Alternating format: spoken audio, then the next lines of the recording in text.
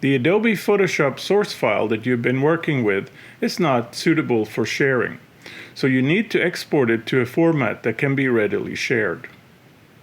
The first thing you should do is share your project with Creative Cloud so you can access it across all your devices.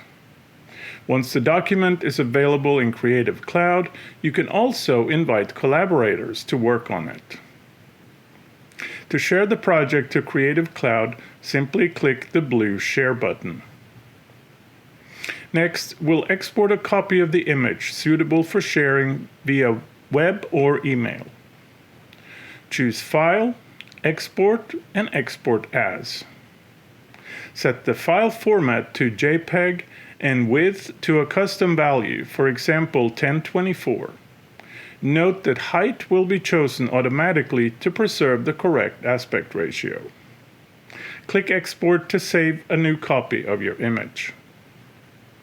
Repeat this process to create copies in as many different sizes as you need.